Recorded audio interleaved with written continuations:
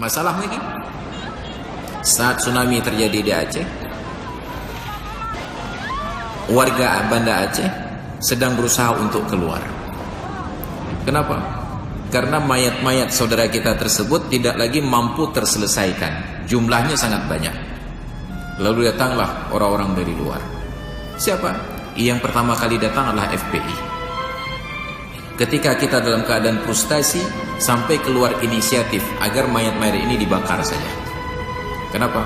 Karena khawatir akan menyebabkan penyakit terhadap orang yang hidup. Tiba-tiba FPI datang. Mereka bantu untuk selesaikan mayat satu persatu yang ketika kita sudah angkat tangan. Termasuklah keluarga-keluarga dari orang yang ingin bubarkan FPI hari ini. Dibantu oleh FPI.